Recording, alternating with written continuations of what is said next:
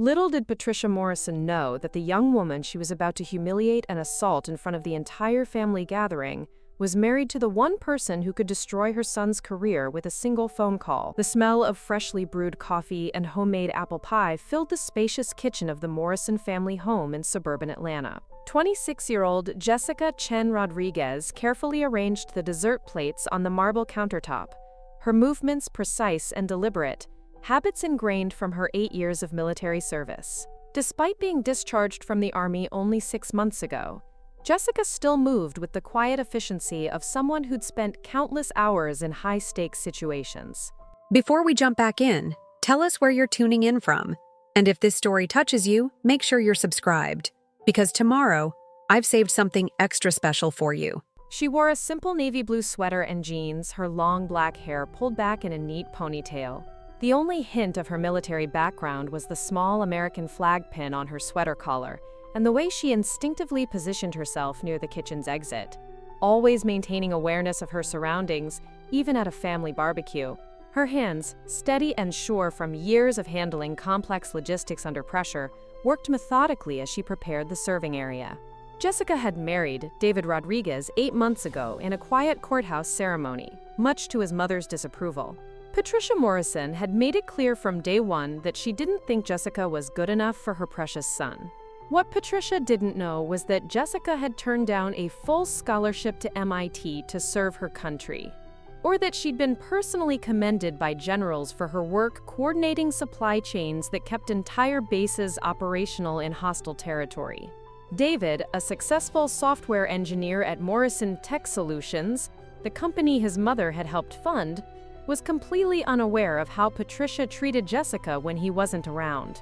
He saw his wife as quiet and reserved around his family, attributing it to shyness rather than the careful diplomacy Jessica had learned from navigating military hierarchies and now applied to family politics. Today was David's father's 65th birthday celebration, and Jessica had volunteered to help with the food preparation despite knowing she'd face Patricia's criticism.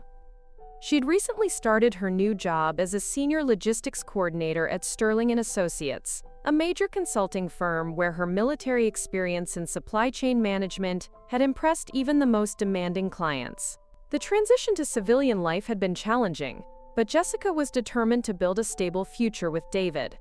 In her purse was a letter of recommendation from her former commanding officer, Colonel James Mitchell, who had personally vouched for her character and abilities.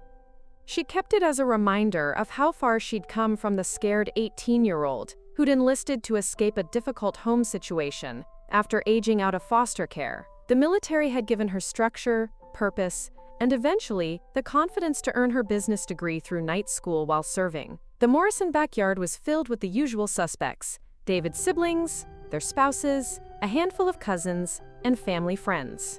Through the large bay window, Jessica could see the familiar faces she'd come to know over the past year.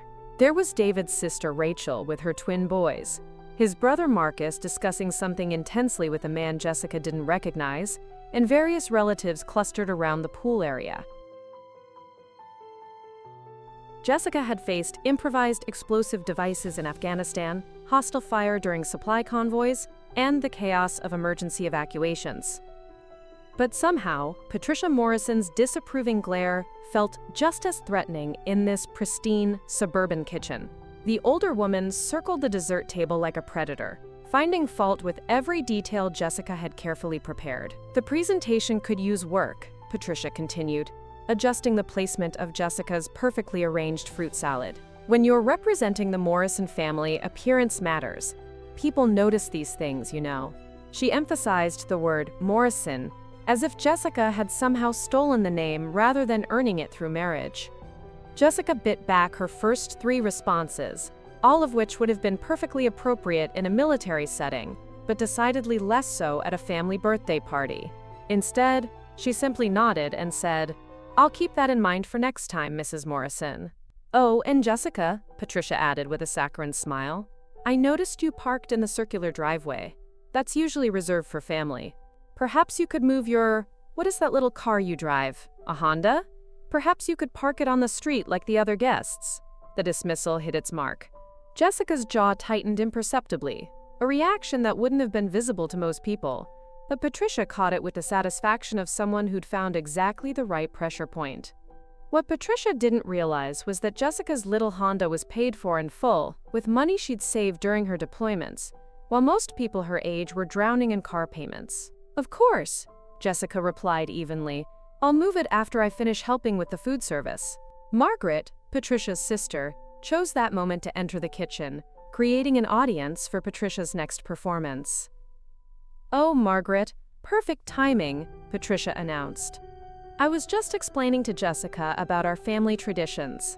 It's so important for newcomers to understand how we do things." Margaret looked uncomfortable, glancing between Jessica and her sister. She'd always found Patricia's treatment of David's wife unnecessarily harsh, but family loyalty kept her quiet. "The food looks wonderful, Jessica," she offered weakly. "Thank you," Jessica responded, but Patricia immediately cut in. "Yes, well, presentation aside, I'm sure it's adequate. Though I do worry about David's nutrition these days. He's been looking rather thin since the wedding. I hope you're feeding him properly at home?" The question was phrased as concern, but the underlying accusation was clear. Jessica was failing as a wife. Jessica had spent the previous evening preparing David's favorite lasagna from scratch, the same recipe she'd learned from an Italian grandmother during a brief leave in Naples. She'd also been secretly supplementing their grocery budget so David could afford the organic foods he preferred, though he had no idea about her sacrifice. "David seems satisfied with our meals," Jessica replied carefully, "but I'm always open to suggestions if you have family recipes you'd like to share." Patricia's laugh was sharp and condescending. "Oh, honey, cooking is about more than just following recipes. It's about understanding nutrition, presentation, and creating a welcoming home environment. These are skills that take years to develop. I suppose they don't teach domestic arts in the military, was it?" The way Patricia said military made it sound like something distasteful, a career choice made by people with no other options. Jessica felt heat rise in her cheeks thinking of her brothers and sisters in arms who'd sacrificed everything for their country. Some had come home in flag-draped coffins. Others, like her friend Sarah, had returned missing limbs but still proud of their service. "No, ma'am," Jessica said quietly. "They taught us other things." "I'm sure they did," Patricia replied dismissively. "But now you're in the civilian world, and there are different expectations. Standards that David's family has maintained for generations." Margaret shifted uncomfortably, finally speaking up. "Patricia, maybe we should." "It's fine, Margaret. Jessica needs to understand these things. David's career is taking off, and he'll need a wife who can represent the family properly at business functions. First impressions matter so much in his industry." Jessica's hands stilled on the serving spoon she'd been holding. "His industry? Oh, didn't you know?" Patricia's smile was razor sharp. "David's been invited to join the partners circle at Morrison Tech Solutions. It's a family business after all, and we've worked very hard to build our reputation. Every family member reflects on our company's image." James laughed, a harsh sound that echoed off the marble walls. "Please, you were what, some kind of enlisted soldier? You probably spent your time typing reports or answering phones at some base in Texas. Now you're unemployed, living off David's salary while he fights cancer.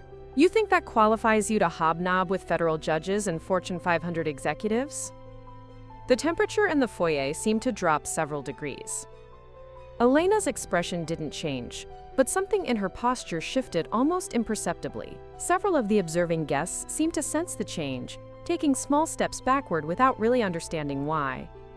"You seem to have given this a lot of thought," Elena said quietly. "Of course I have," James replied, completely missing the warning signs that any of Elena's former subordinates would have recognized immediately. "Someone in this family has to be realistic about these situations. David's too nice to tell you the truth, but I'm not. You're out of your depth here, Elena. Way out of your depth." At that moment, Patricia Morrison herself appeared in the doorway leading from the ballroom, her silver hair perfectly coiffed and her designer gown rustling with each step. She took in the scene with cool blue eyes, showing no surprise at finding Elena confronting her son in the club's entrance hall. "James," Patricia said smoothly, her voice carrying the authority of someone accustomed to being obeyed without question.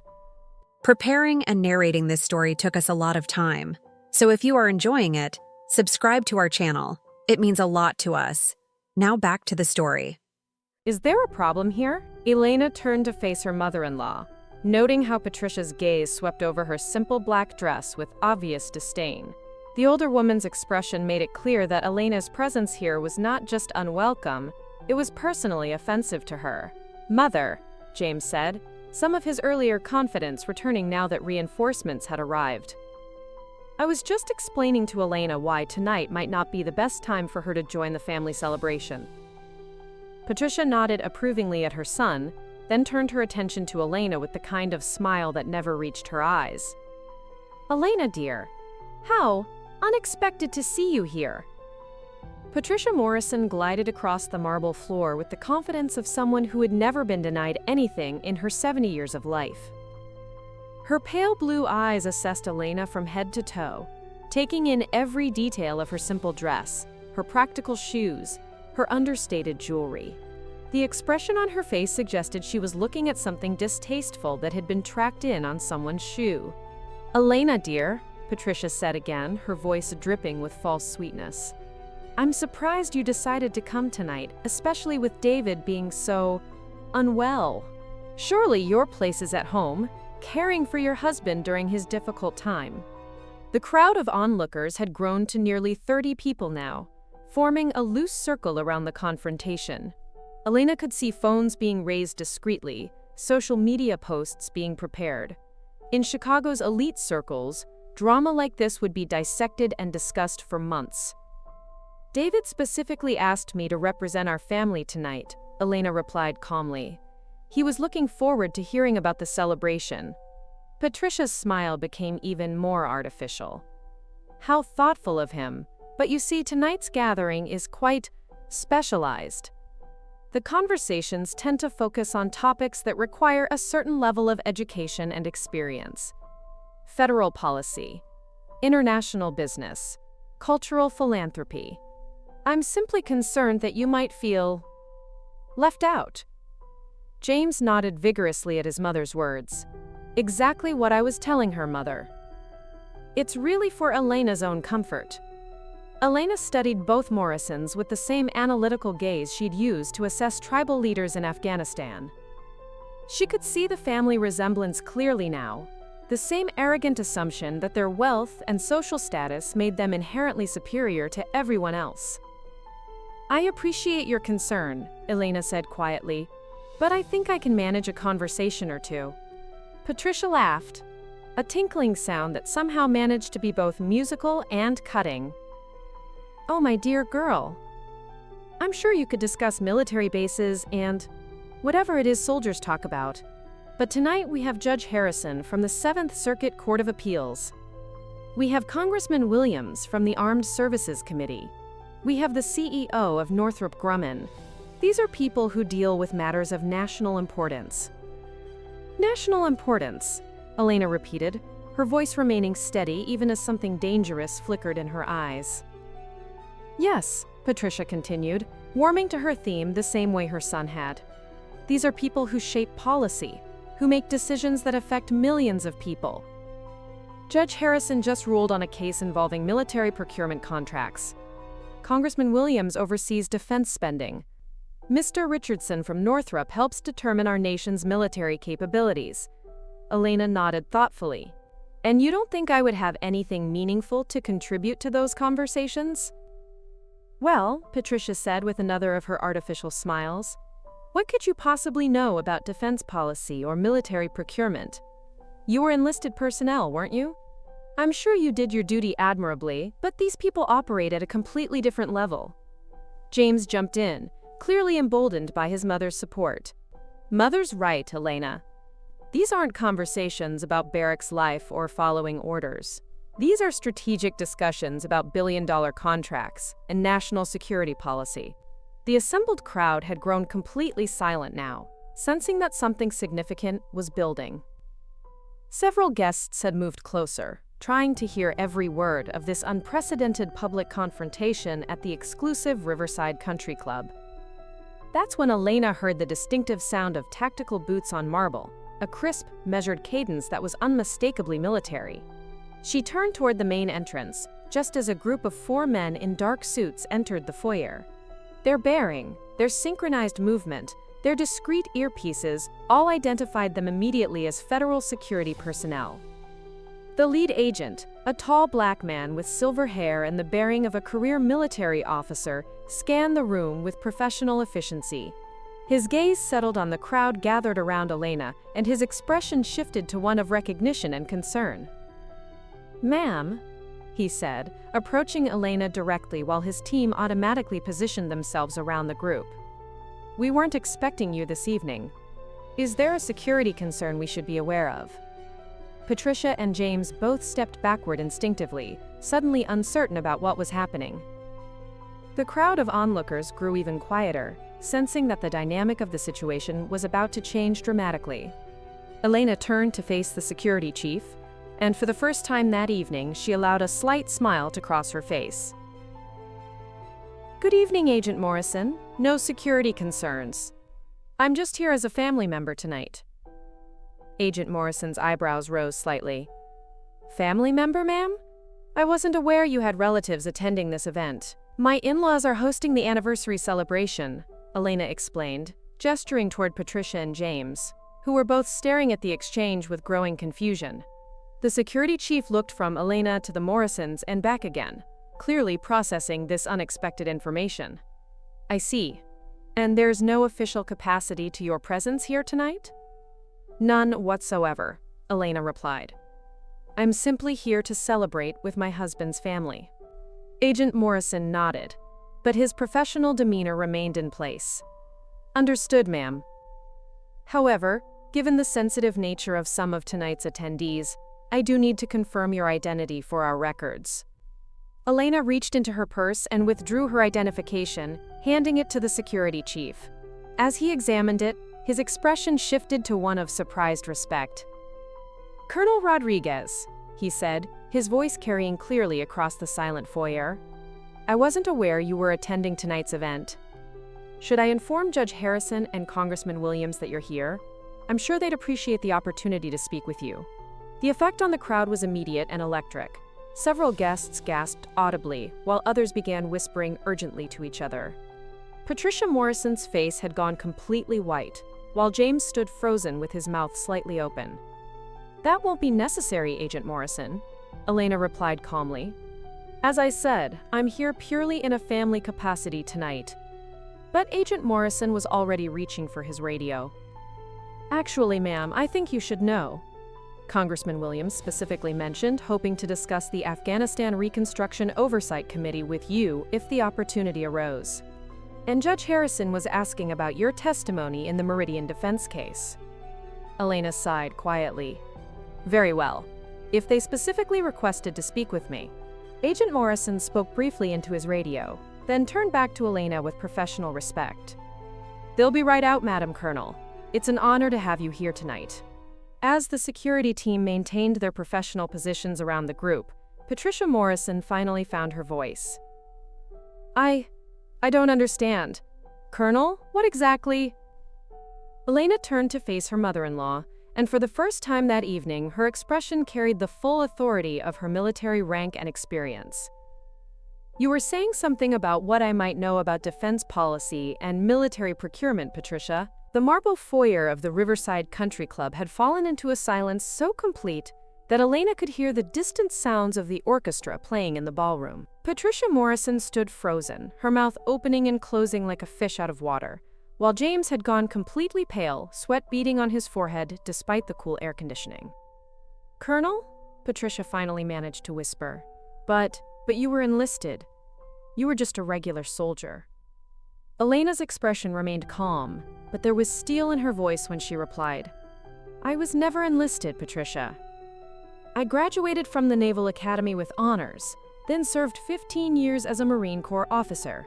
I retired last year as a full colonel after commanding a joint task force of over 3,000 personnel across 2 combat theaters." Agent Morrison stepped forward respectfully. "Ma'am, if I may, Colonel Rodriguez led the most successful reconstruction oversight operation in Afghanistan's recent history. Her work saved taxpayers over $2 billion while improving infrastructure delivery by 40%. The crowd of onlookers was growing as word spread through the party. Elena could see more guests filtering out from the ballroom, drawn by the commotion and the presence of federal security. Among them, she recognized several faces from her briefings in Washington, people who definitely knew exactly who she was. "Elena," James stammered, his earlier arrogance completely evaporated. "I had no idea.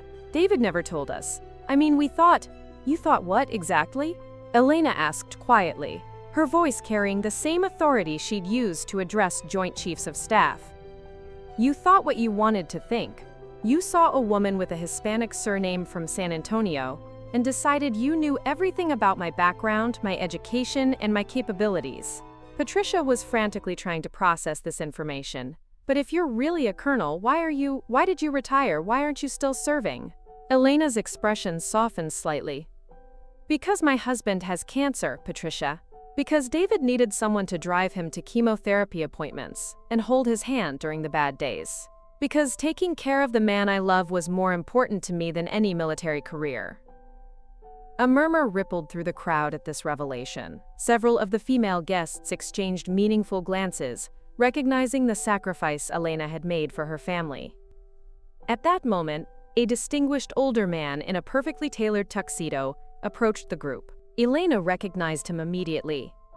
Federal Judge Harrison, exactly the man Patricia had mentioned as being too important for Elena to speak with.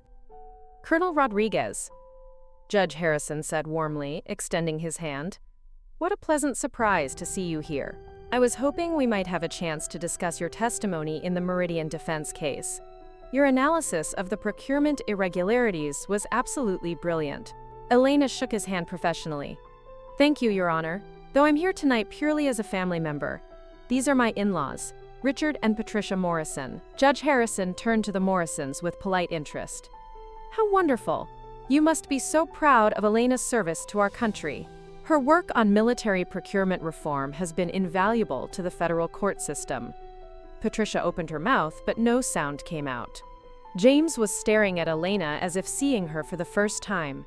Congressman Williams appeared next, followed by two more federal officials Elena recognized from her Pentagon briefings.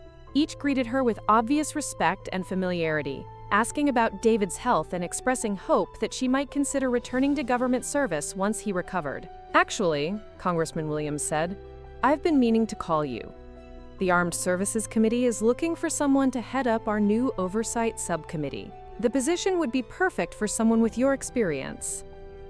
Agent Morrison approached Elena again, this time with even more deference than before. "Ma'am, I just received word from Washington. General Patterson wanted me to pass along his personal regards, and to inform you that the Pentagon position is still available if you decide to return to service." Elena nodded graciously. "Please give the General my thanks. I'll certainly consider it once my husband's treatment is complete." The security chief hesitated for a moment, then spoke more quietly. "Ma'am, there's actually something else. Given your security clearance level and the presence of several high-value targets tonight, I'm required to inform you that you've been designated as the senior military authority on site. In effect, you have operational command of tonight's security detail." Elena raised an eyebrow. "Operational command?" "Yes, ma'am. In the event of any security incident, you would be the ranking military officer responsible for coordinating response efforts. The designation is automatic given your clearance level and command experience." Agent Morrison then did something that sent shockwaves through the assembled crowd. He straightened to attention and addressed Elena with formal military protocol. "Madam President," he said clearly, using the traditional address for the senior officer in command, "do you have any specific security directives for this evening's event?" The effect was immediate and devastating. Patricia Morrison actually stumbled backward, catching herself against a marble pillar.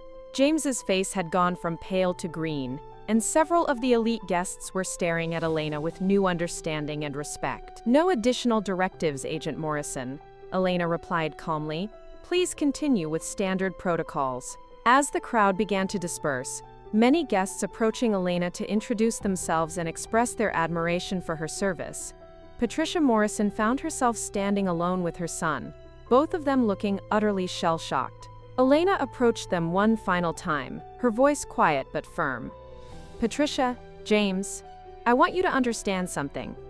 When David recovers from his cancer, and he will recover, we'll still be family, but we'll never again tolerate being treated as second-class citizens because of your assumptions about our background or worth." She paused, letting that sink in. "David loves you both, despite how you've treated his wife tonight. For his sake, I'm willing to pretend this conversation never happened. But if you ever again try to exclude me from family events, or suggest that I'm not sophisticated enough for your social circle, I'll make sure everyone in your precious high society knows exactly how you behaved tonight." Patricia nodded mutely, tears beginning to form in her eyes as the full weight of her mistake became clear. "Now," Elena continued, "I'm going to go into that ballroom and celebrate your anniversary, just as David hoped I would. I suggest you both take a few minutes to compose yourselves before joining your own party." As Elena walked toward the ballroom entrance, Agent Morrison fell into step beside her. "Ma'am, would you like us to maintain a discreet presence near your location this evening?" Elena smiled for the first time all night. "That won't be necessary, Agent Morrison. I think I can handle a few conversations about federal policy and military procurement." Behind them, Patricia Morrison was still staring after Elena, finally understanding that she had just tried to humiliate one of the most accomplished people in the room, and that her son's wife had handled the situation with more grace and dignity than Patricia herself had shown in 70 years of life. 3 hours later, Elena Rodriguez stood on the country club's terrace overlooking Lake Michigan, a glass of champagne in her hand, and the soft sounds of the anniversary celebration drifting through the French doors behind her.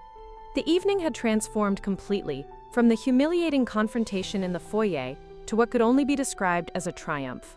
Word of the dramatic scene had spread through the party like wildfire. Elena found herself surrounded by some of the most influential people in Chicago, all eager to speak with the woman they now knew was Colonel Elena Rodriguez, the same officer whose military innovations and oversight work had been featured in defense journals and congressional testimony. Judge Harrison had spent 20 minutes discussing the legal implications of military procurement reform, while Congressman Williams had practically begged her to consider the Oversight Subcommittee position. The CEO of Northrop Grumman, the very man Patricia had mentioned as being too important for Elena to speak with, had exchanged business cards and invited her to speak at their annual Defense Contractors Conference. But perhaps the most satisfying moment had come when Mrs. Catherine Whitmore, the doyenne of Chicago high society and the most influential woman in Patricia Morrison's social circle, had approached Elena near the dessert table. "My dear," Mrs. Whitmore had said in her refined voice that carried across half the ballroom, "I must apologize on behalf of our entire social community. What Patricia and James did tonight was absolutely unconscionable. To treat a decorated veteran, a woman who sacrificed her career for family, in such a manner, well, it reflects very poorly on all of us." Elena had handled the moment with characteristic grace, but the message was clear. Patricia Morrison had committed a social suicide that would have lasting consequences in the circle she valued most. Now, as Elena enjoyed the peaceful evening air, she pulled out her phone to call David. It was nearly 11 p.m., but she knew he'd be awake, probably reading in bed and wondering how the evening had gone. "Am I amor?" David's voice came through the phone, weak but warm. "How was the party? Did my parents behave themselves?" Elena smiled, looking out over the moonlit lake. "It was eventful. Let's just say your family learned some interesting things about your wife tonight." "Oh no," David groaned. "What did they do? Please tell me my mother didn't make one of her comments about your background." "Actually, she did. Several of them, in fact, along with your brother." Elena's voice remained light, but David knew her well enough to detect the steel underneath. "Elena, I'm so sorry. I should have warned them. Should have told them more about your military service. I never thought it mattered to them who you were before we met." "David, sweetheart, it's not your job to educate your family about respecting other people. That's something they should have learned decades ago." Elena paused, watching a yacht's lights move slowly across the water. "But I think they understand now. What happened? And please don't tell me you had to pull rank on federal judges at my parents' anniversary party." Elena laughed. "Well, funny you should mention that." She spent the next 15 minutes giving David a detailed account of the evening's events, from James's initial confrontation to Agent Morrison's Madam President address, to the subsequent parade of federal officials seeking her attention. David was quiet for a long moment after she finished. "I can't believe they tried to ban you from the party. My own parents. Elena, I am so incredibly sorry." "Don't apologize for them, David. Their behavior tonight said everything about who they are and nothing about who we are." Elena's voice was firm but gentle. "But I want you to know, I handled it exactly the way you would have wanted me to, with dignity, with strength, but without burning any bridges that might hurt our family." "That's my girl," David said, his voice full of pride and love. "I knew you could handle anything they threw at you. I just hate that you had to." Through the terrace doors, Elena could see the party winding down. Patricia Morrison was nowhere to be seen. According to several guests, she had retreated to the ladies' room shortly after the security chief's Madam President address and hadn't been seen since. James had managed to stay for the remainder of the party, but Elena had noticed him drinking heavily and avoiding eye contact with anyone who had witnessed his earlier behavior. "There's something else," Elena said into the phone. "Congressman Williams offered me a position heading up a new oversight subcommittee. And General Patterson wants me to consider returning to the Pentagon once your treatment is complete." David was quiet for another moment. "And what did you tell them?" "I told them I'd consider it once my husband is healthy again. Once we're sure the cancer is gone for good and you're back to your old self." "Elena," David's voice was soft, "you don't have to wait for me to be completely recovered. If these are opportunities you want—" "David Rodriguez," Elena interrupted firmly, "I didn't sacrifice my military career just to abandon you the moment some interesting job offers came along. We're in this together, remember? In sickness and in health." "I love you so much," David whispered, "and I'm so proud of you. Not just for tonight, but for everything. For giving up your career to take care of me. For handling my family's nonsense with such grace. For being the strongest person I know." Elena felt tears prick at her eyes for the first time that evening. "I love you too. And David, your parents are going to be calling you tomorrow. They're going to want to apologize and make things right. Are you okay with that?" "I'm okay with whatever helps our family heal. But they need to understand that things have changed. They can't go back to treating us like charity cases or social embarrassments. We're equals in this family now, or we're nothing at all." As Elena ended the call and prepared to return to the party for the final toasts, she reflected on how dramatically the evening had evolved. She'd arrived at the Riverside Country Club as an unwelcome outsider, banned from her own family's celebration. She was leaving as one of the most respected people in the room, with job offers from the highest levels of government, and the social humiliation of her in-laws complete and public. But more importantly, she'd proven something to herself and to David's family, that respect wasn't something you inherited or bought. It was something you earned through your actions, your character, and your willingness to stand up for what was right. Agent Morrison approached her on the terrace. "Ma'am, we're beginning to wrap up security operations for the evening. It's been an honor serving under your command tonight." Elena smiled. "The honor was mine, Agent Morrison. Thank you for your professionalism." As the security chief walked away, Elena took one last look at the lake, then straightened her shoulders and prepared to return to the party. Tomorrow, she would drive home to David and continue their fight against his cancer. Next week, she'd probably have to navigate some awkward family phone calls, as the Morrisons tried to repair the damage they'd done to their relationship. But tonight, she was going to enjoy the remainder of her in-laws' anniversary party as exactly what she'd always been: a decorated veteran, a loving wife, and a woman who'd earned her place at any table she chose to sit at. The sounds of laughter and conversation welcomed her back as she stepped through the French doors, ready to finish the evening on her own terms. The first video appeared on social media at 6:47 a.m. the next morning. Shot by Amanda Chen, a federal prosecutor who had been among the witnesses in the country club foyer, the 30-second clip captured the exact moment Agent Morrison addressed Elena as Madam President, and the subsequent shocked expressions on Patricia and James Morrison's faces. By 8 a.m., the video had been shared over 50,000 times across various platforms, with the hashtag #MadamPresident trending in 3 major cities. The caption read, "When entitled rich people try to humiliate a veteran at their own family party, but she outranks everyone in the room." Watch their faces when they realize their mistake. Elena was making coffee in her kitchen when her phone started buzzing with notifications. She and David had driven home from Chicago the night before, arriving at their modest suburban house in Milwaukee around 2 a.m.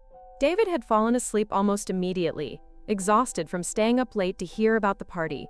But Elena had lain awake for hours processing the evening's events. "David," she called softly toward the bedroom. "You need to see this." David appeared in the kitchen doorway wearing his favorite Wisconsin Badgers t-shirt, looking pale, but alert.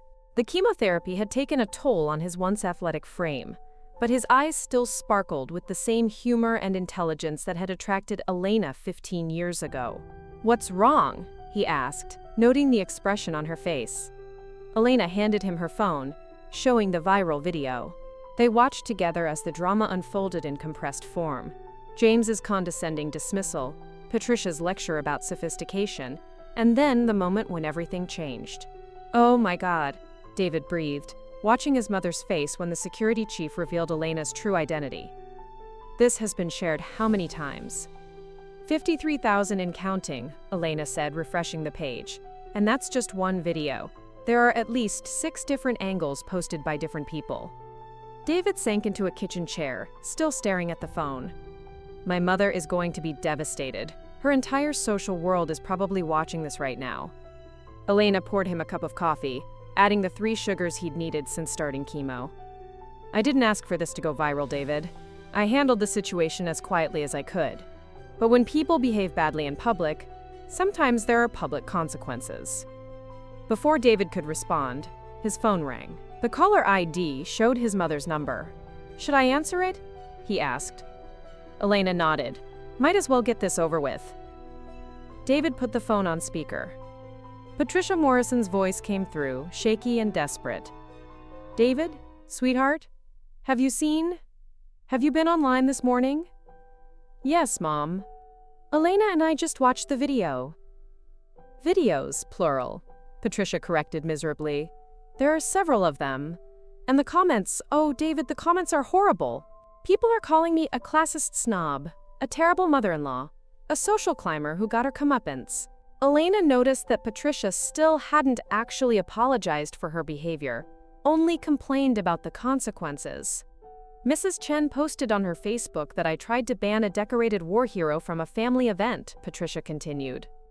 "And Judge Harrison's wife shared it with a comment about how military families deserve better treatment. David, my garden club is probably seeing this right now." David looked at Elena with a mixture of sympathy and exhaustion. "Mom, maybe this is a good time to think about why people are reacting this way." "But David, I didn't know. How was I supposed to know Elena was some high-ranking military officer? She never told us about any of this." Elena took the phone gently from David's hands. "Patricia, I've been married to your son for 8 years. In that time, have you ever once asked me about my military service? Have you ever shown any interest in my background or my career?" The silence on the other end of the line stretched for nearly 30 seconds. "You assumed," Elena continued calmly, "that because I grew up working class and have a Hispanic surname, I couldn't possibly be educated or accomplished. You never bothered to learn who I actually was, because you'd already decided who you thought I was." I suppose I never meant to. Patricia, I don't need you to grovel or make excuses. What I need is for you to understand that this viral moment happened because you publicly humiliated someone at a family event based on prejudiced assumptions. The internet is reacting because millions of people have experienced exactly what I experienced last night. David was watching his wife with obvious admiration, seeing again the officer who had commanded respect from generals and diplomats. "The comments aren't horrible because people are mean," Elena continued. "They're honest because your behavior was horrible. People are sharing this video because they recognize the injustice of what happened, and they're celebrating the fact that this time, the person being judged unfairly turned out to have the credentials to embarrass those doing the judging." Another long silence from Patricia's end. What can I do?" she finally asked in a small voice. "You can start by apologizing. Really apologizing, not just expressing regret that you got caught or that there are consequences. And you can think about how you've treated other people over the years, based on the same kinds of assumptions you made about me." Elena could hear Patricia crying softly on the other end of the line. "But David," Patricia said through her tears, "what about our reputation? What about our standing in the community? Some of these comments are saying we're terrible people." Elena looked at David, who was shaking his head in amazement at his mother's priorities. "Mom," David said firmly, "maybe worry less about your reputation and more about whether you've been treating people with basic human dignity. Elena didn't create this situation. You did." After Patricia hung up to, quote, "deal with the crisis," as she put it, Elena and David sat together at their kitchen table, watching the viral phenomenon unfold. News outlets were picking up the story, framing it as an example of military families facing discrimination and the dangers of making assumptions based on class and ethnicity. A local Milwaukee news station called requesting an interview. 3 national military advocacy organizations wanted to feature Elena's story in their newsletters.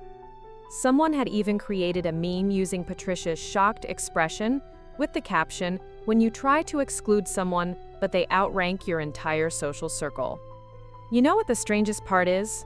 Elena said, scrolling through hundreds of supportive comments from fellow veterans and military spouses. "I went to that party just wanting to represent our family with dignity. I never intended to make a statement about class prejudice or military respect." David reached across the table to take her hand. "But maybe that's exactly why this is resonating with so many people. You didn't set out to humiliate my family or create viral content. You just stood up for yourself with grace when they tried to tear you down." Elena's phone rang again. This time it was Agent Morrison from the security detail. "Ma'am, I wanted to inform you that several media outlets have contacted our office requesting statements about last night's incident. We've declined all interviews, but I thought you should know that the story is gaining significant national attention." "I appreciate that, Agent Morrison. I have no intention of speaking to the media about a private family matter." "Understood, ma'am. However, I did want you to know that General Patterson has seen the coverage and asked me to reiterate his invitation for you to return to government service. He was quite impressed with how you handled the situation."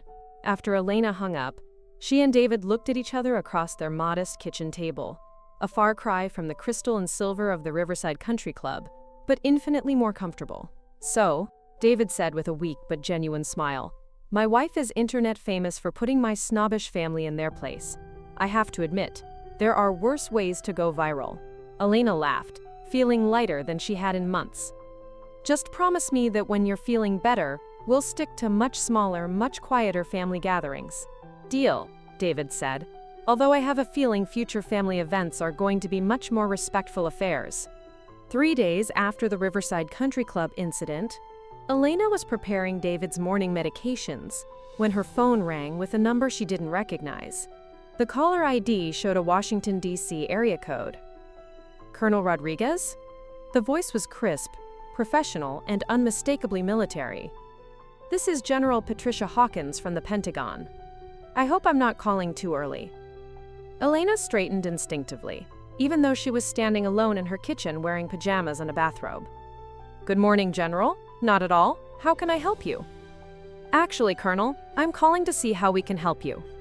I'm sure you're aware that footage from Saturday evening has gained considerable attention, but what you might not know is that it sparked some very interesting conversations here in Washington." Elena glanced toward the bedroom where David was still sleeping, then walked out to their small patio for privacy. "I'm listening, ma'am. The video has been viewed over 2 million times now, and it's generated significant discussion about how we treat military families and veterans transitioning to civilian life. The Secretary of Defense has asked me to personally reach out to discuss some opportunities that might interest you." Elena sat down in one of their lawn chairs, watching the morning sun filter through the oak trees in their backyard. "General, I appreciate the interest, but as I mentioned to Congressman Williams, my husband is currently undergoing cancer treatment. My priority has to be his recovery." "Of course, and that loyalty is exactly why you've caught the attention of senior leadership." "Colonel, may I speak candidly?" "Please do, ma'am. Your service record was already exemplary, but your handling of Saturday's situation demonstrated exactly the kind of character and judgment we need in senior positions. You faced personal attack with dignity. You revealed your credentials only when necessary, and you maintained family relationships despite provocation. That's leadership, Colonel. Elena felt a flutter of excitement despite herself. What kind of opportunities are we discussing?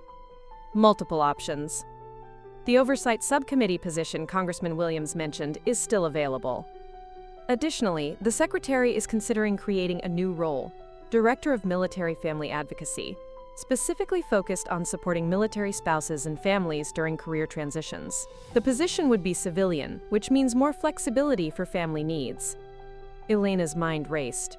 A position created specifically for her, focused on issues she'd experienced firsthand? That's very interesting, General. There's more. The video has prompted Senator Martinez to introduce legislation expanding healthcare benefits for military families dealing with serious illnesses. She'd like you to testify before the Armed Services Committee about the challenges military families face when choosing between career and caregiving. Before Elena could respond, she heard David calling her name from inside the house. "General, could I call you back this afternoon? My husband needs his medication." "Of course. But Colonel, think seriously about these opportunities. Your story has resonated with millions of people because it represents something important about service, sacrifice, and respect. We have a chance to turn that viral moment into real policy change." Elena found David sitting on the edge of their bed, looking pale but alert. "Who was that?" he asked, accepting the pills and water she offered. "General Hawkins from the Pentagon. Apparently, our viral fame has reached the highest levels of military leadership." David raised an eyebrow. "And?" Elena sat beside him on the bed, explaining the conversation while he took his medications. When she finished, David was quiet for a long moment. "Elena, these sound like incredible opportunities, the kind of positions that could help thousands of military families." "David, we agreed. We agreed that you'd consider returning to service once I was healthy. But this is different. These aren't just jobs. They're chances to make policy that could help people like us." Elena studied her husband's face, seeing the determination there despite his physical weakness. "The treatment schedule alone would make it impossible. You have appointments 3 times a week, and my sister lives 20 minutes away and has been begging to help more. My parents, despite their recent humiliation, would probably climb over themselves to assist with my care if it meant supporting your career." Elena couldn't help but smile at that. "Your parents are probably still hiding under their beds after the internet discovered their behavior." "Actually," David said, pulling out his phone, "James sent me this morning." He showed her a screenshot of a Facebook post from James Morrison. It was a public apology, posted on his professional page, where his business colleagues would see it. "I want to publicly apologize for my behavior at my parents' anniversary celebration. I made unfounded assumptions about a family member based on prejudice and ignorance. Colonel Elena Rodriguez is a decorated veteran who sacrificed her military career to care for her family. She deserves respect, not the treatment she received from me. I'm committed to examining my own biases and doing better." Elena stared at the post. He actually posted this publicly? This morning. Apparently his business partners saw the viral videos and had some very pointed conversations with him about the company's reputation and values. Elena's phone buzzed with a text from an unknown number. "Colonel Rodriguez, this is Catherine Whitmore. I'm organizing a fundraiser for military family medical expenses. Would you consider being our keynote speaker?" The response to Saturday's events has been overwhelming. "David, look at this." Elena showed him the text. David read it and smiled. "Elena, do you see what's happening? Your story isn't just going viral for entertainment. It's starting conversations about real issues. Military families struggling with medical costs, veterans facing employment discrimination, the assumptions people make about service members." Elena's phone rang again. This time it was her former commanding officer, General Patterson. "Elena," his familiar voice came through the speaker. "I've been fielding calls about you all morning. The Marine Corps wants to feature your story in their family support materials. The Veterans Administration wants to discuss your insights on family caregiving challenges. And apparently, 3 different universities want to offer you honorary positions. General, this is all very flattering, but..." "Elena, stop. I know your husband is sick. I know you're focused on his care. But what if I told you that the Pentagon position General Hawkins discussed could be done largely remotely? What if the testimony Senator Martinez wants could help pass legislation that would prevent other military families from facing the same financial stress you're dealing with? Elena looked at David, who was listening intently despite his fatigue. Colonel, General Patterson continued, your viral moment happened because you handled an impossible situation with dignity and strength. But the reason it's resonating so broadly is because it represents something larger: the sacrifices military families make, the assumptions they face, the respect they deserve. You have a platform now that most veterans never get. The question is what you want to do with it. After Elena hung up, she and David sat together in their bedroom, surrounded by pill bottles and medical equipment, but also by possibilities neither had imagined 3 days earlier. What do you think? Elena asked quietly. David took her hand with what strength he had. I think Patricia Morrison trying to ban you from a party might have been the best thing that ever happened to military family advocacy. Elena laughed despite herself. That's not exactly how I plan to launch a second career. The best opportunities rarely come the way we plan them, David said. But Elena, if there's a chance your experience could help other families avoid choosing between career and caregiving the way we did, isn't that worth considering? Elena looked around their modest bedroom, then at her husband's determined face, and realized that sometimes the most unexpected detours could lead to the most important destinations. 2 weeks after the viral incident, Elena found herself sitting in the waiting room of the Milwaukee Cancer Center, laptop open, participating in a video conference with the Pentagon while David received his chemotherapy treatment. The irony wasn't lost on her. She was discussing military family policy from a cancer center, the very place that represented why she'd left military service in the first place. Colonel Rodriguez, General Hawkins's voice came through her earbuds. The response to the preliminary announcement has been extraordinary. We've received over 3,000 emails from military families sharing their own stories about choosing between career and caregiving. Elena glanced toward the treatment room where David was hooked up to his IV, giving her a thumbs up through the window. They'd worked out a system.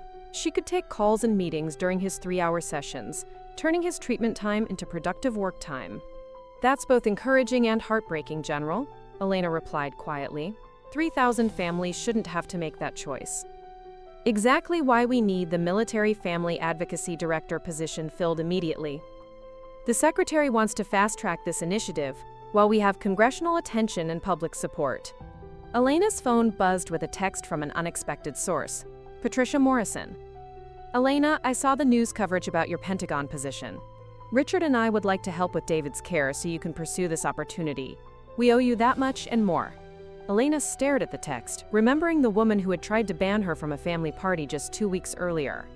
David's cancer diagnosis had a way of clarifying priorities, but apparently so did public humiliation and viral accountability. Colonel? General Hawkins was still on the line. Are you there? Yes, ma'am, sorry, just coordinating David's care schedule. General, I'm interested in the position, but I need absolute flexibility for medical appointments and family emergencies. Done. Elena, can I be frank? This viral moment has given us political capital we've never had before. Senator Martinez's military family healthcare bill has bipartisan support specifically because your story put a human face on these issues. But that window won't stay open forever. After ending the Pentagon call, Elena walked into David's treatment room. He was pale but alert, reading on his tablet while the chemotherapy drugs dripped into his system. How did it go? He asked, looking up as she settled into the chair beside his treatment bed. They want an answer by Friday. And David, your mother just texted offering to help with your care so I can take the position. David's eyebrows shot up. My mother? The same woman who tried to ban you from their anniversary party? Apparently, viral humiliation and business pressure have a clarifying effect on priorities. David was quiet for a moment, watching the IV drip. Elena, I've been thinking about something. This whole situation started because my family made assumptions about you based on prejudice. But maybe I made assumptions too. What do you mean? I assumed that leaving military service was the only way you could take care of me. I never considered that there might be ways to do both, or that your professional experience might actually be more valuable now than ever.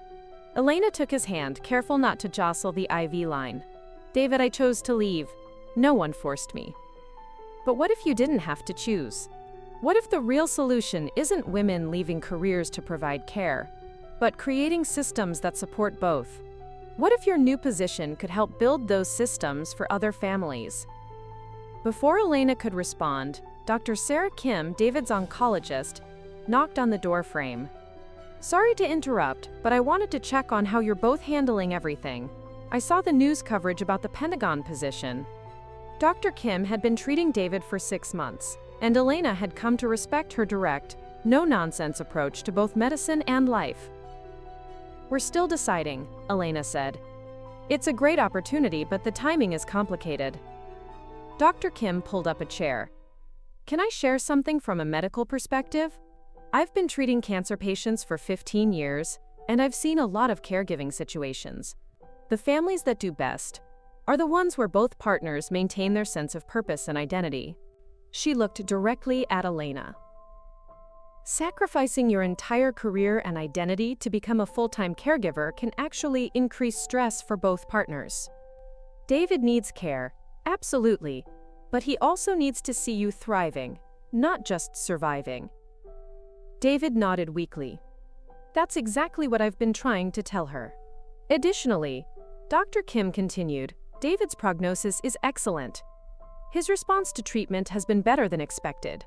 By our next evaluation, I expect to reduce his treatment schedule significantly." Elena felt something loosen in her chest that she hadn't realized had been tight. "Reduce how much?" "Possibly from 3 sessions a week to once a month for maintenance. The acute phase of treatment should be ending soon." Elena's phone rang. Catherine Whitmore's name appeared on the screen. "Elena, dear," Mrs. Whitmore's refined voice carried clearly through the treatment room. "I hope I'm not calling at a bad time. I wanted to update you on the fundraiser response." "Not at all, Mrs. Whitmore. What's the news?" "Well, my dear, we've raised over $200,000 for military family medical expenses in just 2 weeks. The response has been absolutely overwhelming. People keep saying your story inspired them to contribute." Elena felt tears prick at her eyes. $200,000? And that's just the beginning.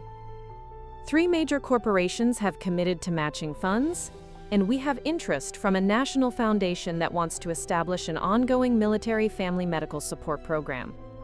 After Mrs. Whitmore hung up, Elena sat in stunned silence. David reached for her hand again.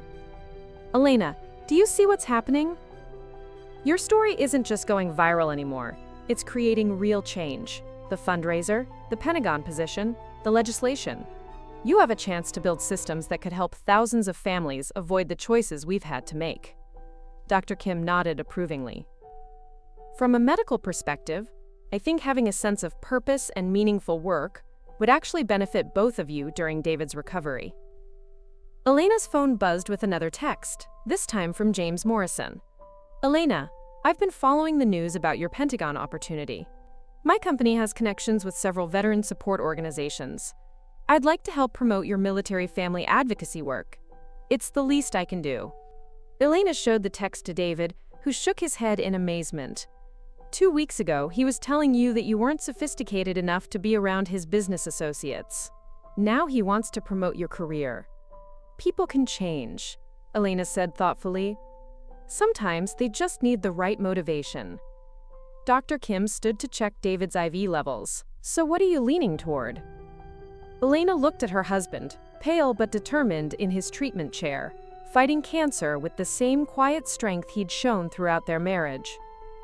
She thought about the 3,000 military families who had written to share their stories, about the legislation that could prevent future families from facing impossible choices, about the fundraising that was already helping people she'd never met. "I think," Elena said slowly, "I'm going to call General Hawkins and accept the position." David smiled, the first real smile she'd seen from him in weeks. "That's my girl, the one who never backs down from a mission." "But David, this means," he interrupted gently, "that Patricia Morrison's attempt to humiliate you at a party is going to end up helping thousands of military families. That's not just poetic justice. That's a pretty perfect mission accomplishment." Elena laughed, feeling lighter than she had since David's diagnosis. Sometimes the most unexpected challenges led to the most important opportunities.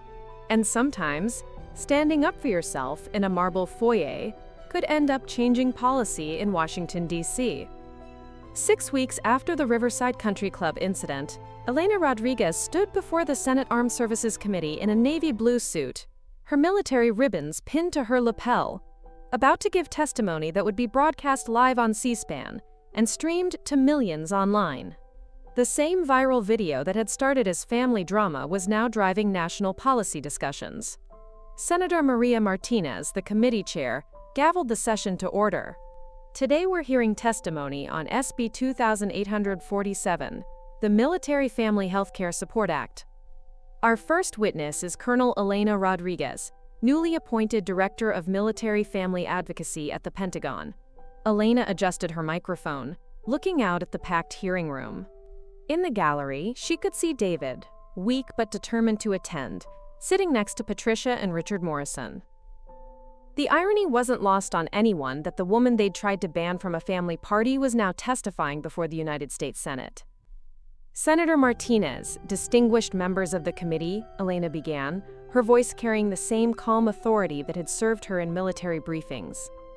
I appear before you today not just as a Pentagon official, but as a military spouse who faced the impossible choice between career and caregiving that thousands of families confront every year. She paused, making eye contact with each committee member. 6 weeks ago, a personal family incident became public in a way I never intended. But that moment of unplanned visibility has given us an unprecedented opportunity to address systemic issues that military families have struggled with in silence for decades. Senator Williams, the ranking Republican member, leaned forward. Colonel Rodriguez, can you quantify the scope of this problem for the committee? Yes, sir. In the 6 weeks since my appointment, our office has received over 12,000 contacts from military families sharing their stories. 63% report that at least one spouse has left or significantly reduced their career to provide family caregiving. The average financial impact is $42,000 per year in lost income. Elena clicked to her next slide, showing a map of the United States dotted with red markers. Each of these markers represents a military family that has contacted our office. The geographic distribution shows this isn't a regional issue. It's a national crisis affecting military readiness and family stability across all service branches. Senator Thompson from Texas raised his hand. Colonel, your own situation became public through unusual circumstances. Can you walk us through how your experience illustrates these broader issues? Elena had prepared for this question, knowing that her viral moment would inevitably be part of the testimony. Senator, my husband David was diagnosed with aggressive lymphoma while I was serving as a colonel in the Marine Corps. The treatment schedule required 3 appointments per week, each lasting several hours. My military duties included overseas travel and extended deployments that would have been impossible to maintain. She looked toward David in the gallery, drawing strength from his encouraging nod. I made the decision to retire early and forfeit my pension benefits to ensure David received the care he needed. At the time, it felt like the only option available to us. And the financial impact? Senator Martinez prompted. Significant. We lost my military salary of $93,000 annually, plus future pension benefits valued at approximately $1.2 million over the course of my expected retirement. We've depleted our savings paying for medical expenses not covered by military health care. Senator Williams consulted his notes. But Colonel, wasn't your husband's cancer treatment covered by military benefits? The treatment itself, yes, sir. But not the associated costs. Lost wages when David couldn't work, travel expenses for specialist appointments, adaptive equipment for our home, extended care services. These peripheral costs often exceed the direct medical expenses. Elena advanced to her next slide, showing testimonials from military families. This pattern repeats across thousands of families. A Navy wife in San Diego left her career as a civil engineer when her daughter was diagnosed with autism and needed full-time advocacy. An Army husband in North Carolina gave up his position as a high school principal when his wife's PTSD required intensive outpatient treatment. Senator Davis from Virginia, herself a veteran, leaned into her microphone. Colonel Rodriguez, what specific solutions does the Military Family Healthcare Support Act propose? Thank you, Senator. The legislation addresses three critical areas. First, it expands military healthcare coverage to include caregiving support services, respite care, and family counseling. Second, it creates a military family emergency fund, providing bridge financing for medical-related expenses. Third, it establishes flexible work arrangements for military spouses facing family health crises. Elena paused, looking directly at the C-SPAN camera.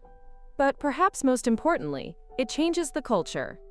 It recognizes that supporting military families isn't just the right thing to do, it's essential for military readiness. When we force families to choose between service and caregiving, we lose talented officers and create unnecessary financial hardship for those who've already sacrificed so much.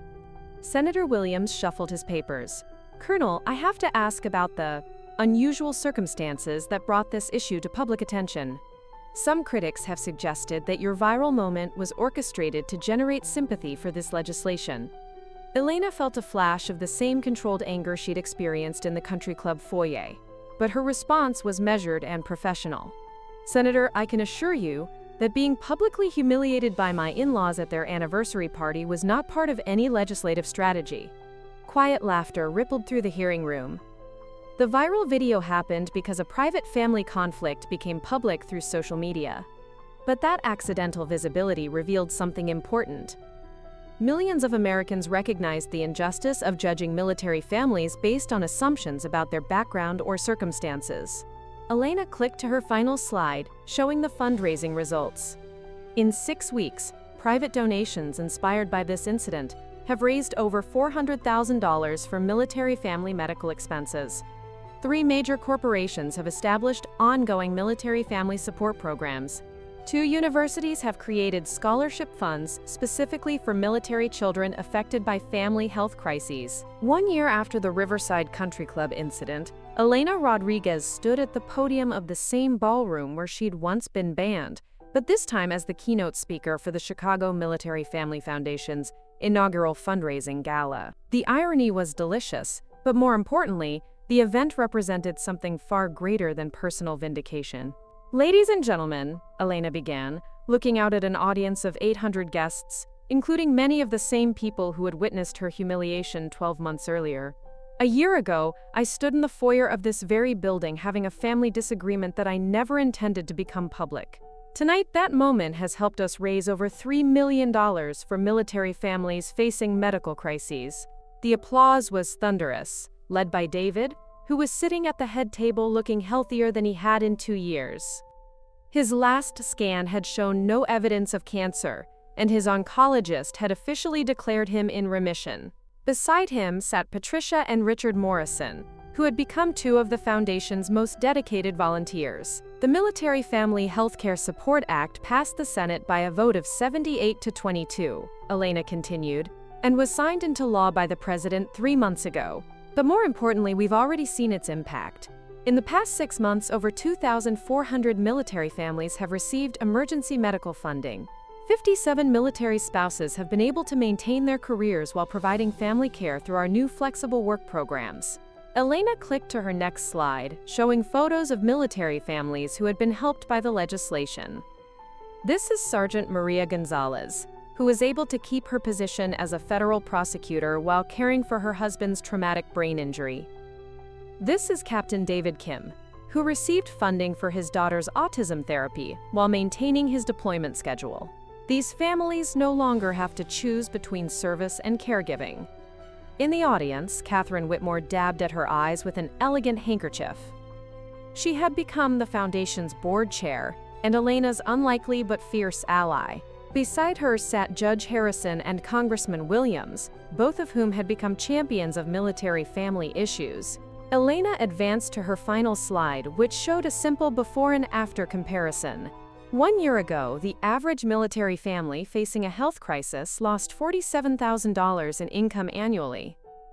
Today, with the new support systems in place, that number has dropped to $8,000. We haven't eliminated the financial impact of medical emergencies, but we've made them survivable. The audience erupted in applause again, but Elena held up her hand for quiet. But perhaps the most important change isn't measured in dollars, it's measured in dignity.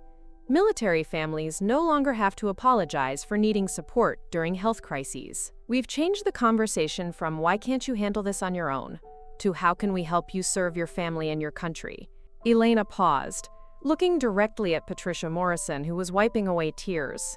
The older woman had undergone her own transformation over the past year, volunteering at the VA hospital and establishing a scholarship fund for military children. Her public apology and subsequent advocacy work had actually enhanced her standing in Chicago society, teaching her that true respect came from service, not status. "I want to tell you about one more transformation," Elena said, her voice softening. "My mother-in-law, Patricia Morrison, once told me that I didn't have anything meaningful to contribute to conversations with federal judges and Fortune 500 executives. She was wrong about that, but she was right about one thing. Those conversations do matter. When people in positions of power and influence decide to care about military families, real change happens." Patricia stood up from her seat, tears streaming down her face, and began applauding. The gesture prompted a standing ovation that lasted nearly 2 minutes. When the audience finally settled, Elena continued, "Patricia Morrison is now one of our most effective advocates. She uses her connections and her social influence to promote military family causes. She's proven that people can change, that privilege can be redirected towards service, and that sometimes our worst moments can lead to our most important work." After the formal program ended, Elena found herself on the same terrace, where she had made her phone call to David a year earlier. This time, she wasn't alone.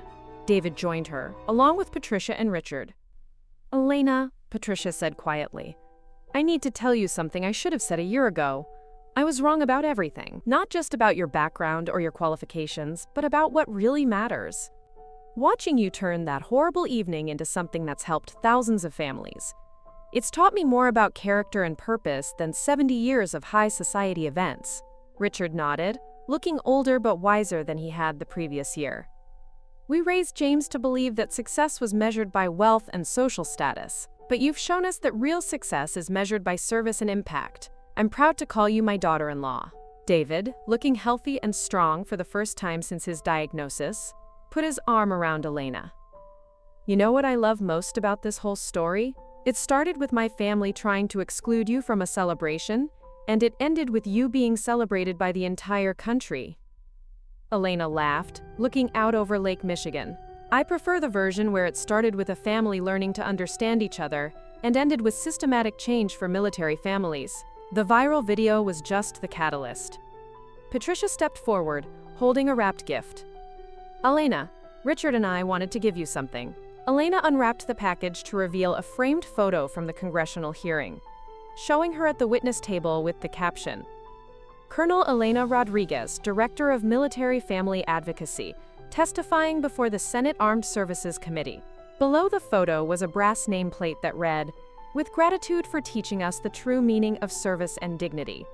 "There's something else," Richard added. "We've rewritten our wills. A significant portion of our estate will go to the Military Family Foundation. We want our legacy to reflect the values you've taught us." Elena felt tears forming in her eyes for the first time that evening. "Patricia, Richard, you don't have to." "Yes, we do," Patricia interrupted firmly. "Elena, you could have destroyed our family after what we did to you. Instead, you've shown us how to be better people. This foundation, this legislation, the thousands of families you've helped, that's the legacy we want to be part of." As the four of them stood together on the terrace, Elena reflected on the extraordinary journey from that humiliating evening to this moment of triumph and reconciliation. The viral video that had started as a family's prejudice exposed had evolved into a movement for military family advocacy. Her phone buzzed with a text from General Hawkins. "Congratulations on tonight's event. The President wants to discuss expanding the military family advocacy program nationally. Can you come to Washington next week?" Elena showed the text to David, who grinned. From band family member to White House meetings, that might be a new record for career advancement. Patricia leaned over to read the text. "Elena, I hope you know that whatever opportunities come your way, you have our complete support." Richard and I are prepared to do whatever it takes to help David, so you can continue this work." Elena looked at her transformed in-laws, her recovering husband, and the lights of Chicago twinkling across the lake. Sometimes, she thought, the most painful moments in life were exactly what you needed to discover your true purpose. "You know what?"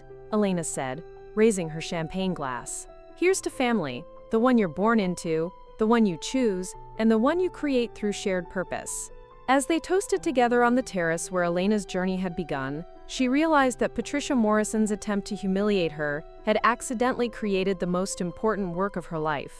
It was, Elena thought with a smile, the most expensive mistake in Morrison family history, and the most valuable lesson they'd ever learned.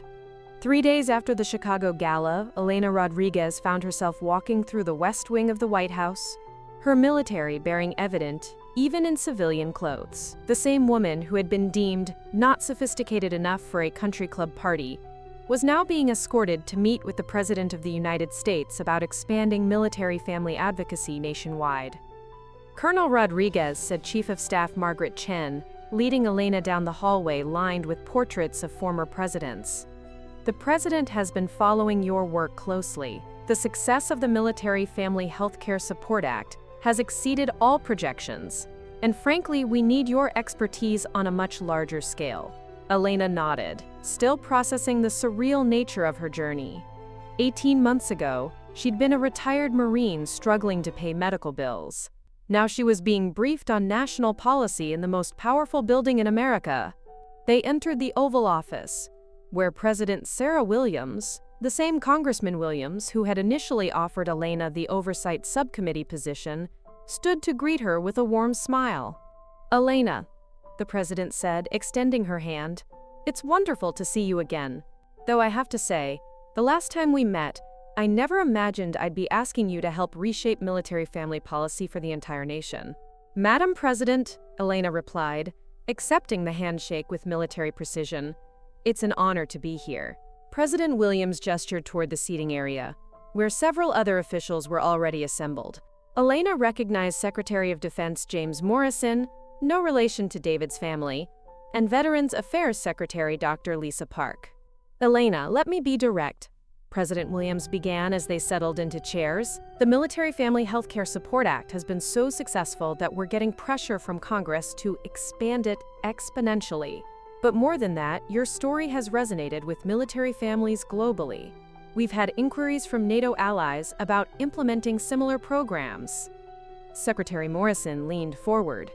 "Colonel Rodriguez, in the 14 months since your viral moment, we've seen a measurable improvement in military retention rates. Families aren't leaving service due to medical crises at the rate they were before. Your work is literally strengthening our national defense." Elena felt a mix of pride and responsibility. "That's gratifying to hear, Mr. Secretary. But I hope we're not just keeping people in service. I hope we're making service more sustainable for families." "Exactly why we need to talk," President Williams said. "Elena, I want to offer you a new position, Director of National Military Family Policy. It would be cabinet adjacent, reporting directly to me, with authority to coordinate military family support across all agencies."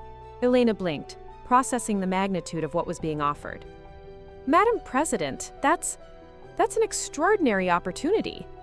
But I have to ask about the scope and expectations." Dr. Park opened a folder. "Elena, the position would oversee a budget of $2.3 billion annually. You'd have staff across 12 agencies, from defense to health and human services to education. Essentially, you'd be the federal government's chief advocate for military families. The position would also involve significant travel," Chief of Staff Chen added. "International conferences, meetings with allied nations, congressional testimony. We'd be asking you to become the global face of military family advocacy." Elena thought immediately of David, who was now healthy but still needed regular monitoring.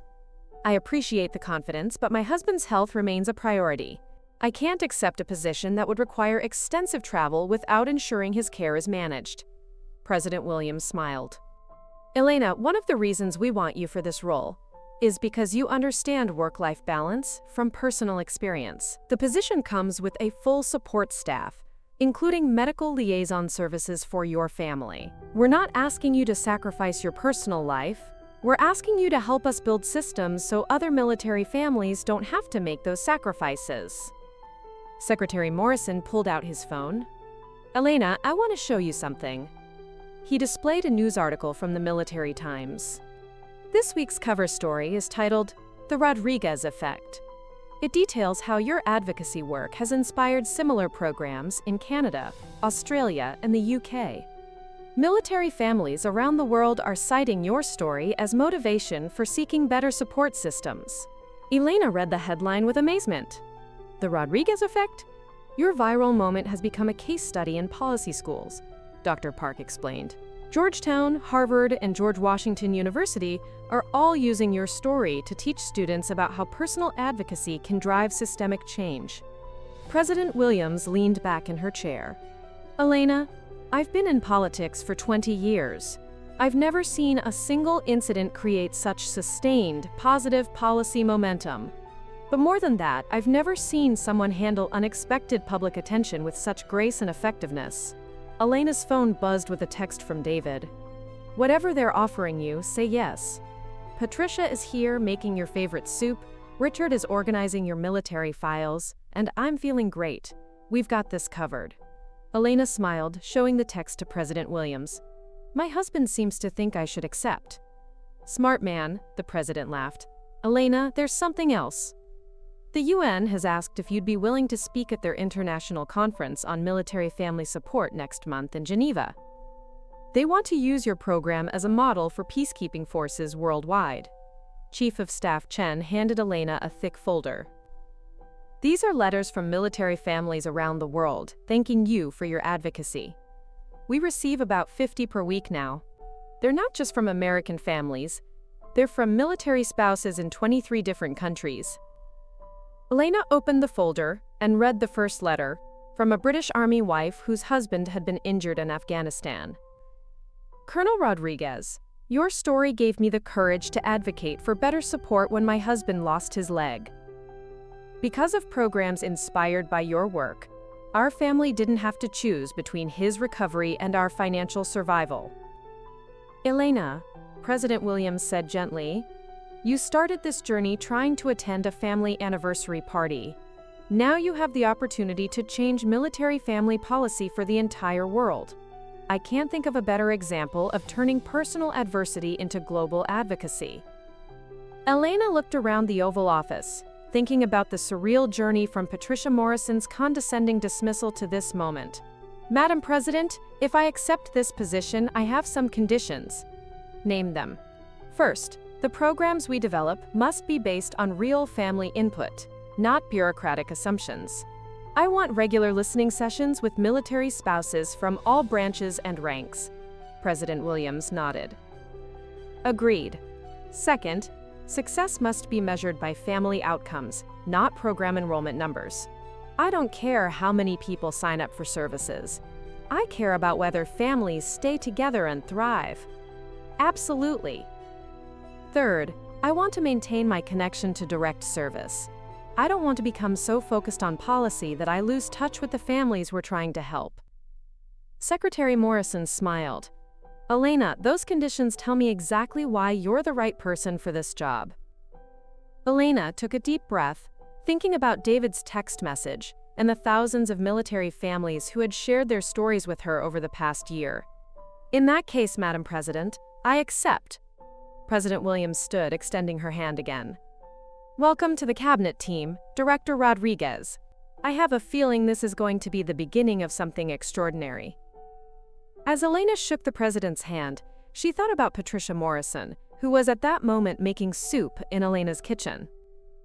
The woman who had once tried to exclude Elena from a family gathering had inadvertently launched her into the highest levels of national service. Madam President, Elena said with a slight smile, my mother-in-law is going to be absolutely beside herself when she hears about this appointment. In a good way, I hope? Elena laughed. These days, Patricia Morrison is my biggest supporter. She's gone from trying to ban me from parties to bragging about me, to anyone who will listen. President Williams chuckled. Well, she certainly has a lot to brag about now. Welcome aboard, Director Rodriguez.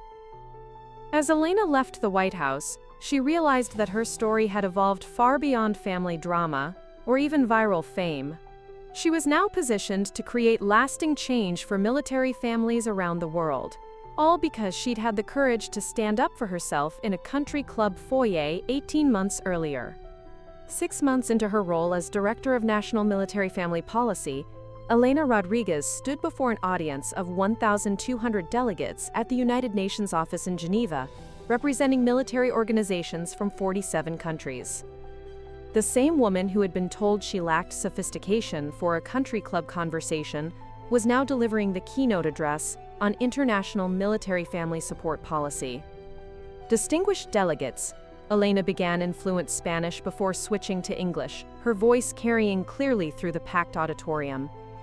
2 years ago, I was a military spouse, facing an impossible choice between my career and my family's medical needs. Today, that personal crisis has evolved into a global movement supporting over 100,000 military families across 6 continents. In the VIP section, she could see David sitting with Patricia and Richard Morrison, who had insisted on attending what Patricia called the most important speech in our family's history. The transformation of her in-laws continued to amaze Elena. Patricia had become so invested in military family advocacy that she'd learned basic Spanish to better communicate with Latino military spouses in Chicago. The data is compelling, Elena continued, advancing to her first slide showing global statistics. Since implementing family-centered military support policies, participating nations have seen an average 34% reduction in military personnel leaving service due to family medical crises. Retention rates have improved across all participating countries, strengthening our collective defense capabilities. General Marie Dubois from the French Armed Forces raised her hand. Director Rodriguez, can you speak to the economic impact of these programs? Some of our finance ministries are concerned about implementation costs. Elena had anticipated this question. Excellent point, General Dubois. Our analysis shows that every dollar invested in military family support returns $3.40 in reduced recruitment costs, improved retention, and increased family productivity. The Canadian Armed Forces reported saving $47 million last year alone through reduced turnover. Elena clicked to her next slide, showing testimonials from military families around the world. But beyond economics, we're talking about human dignity. This is Staff Sergeant Chen Wei from Singapore, whose wife was able to continue her career as a physician while caring for their son with cerebral palsy. This is Captain Maria Santos from Brazil, who received emergency funding when her husband developed kidney disease.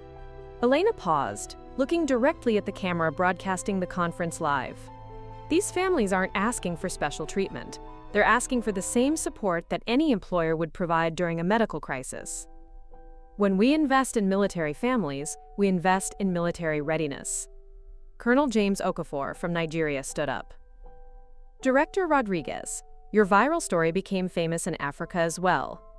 But some critics argue that your experience was unique to American social dynamics. How do we address cultural differences in implementing these programs?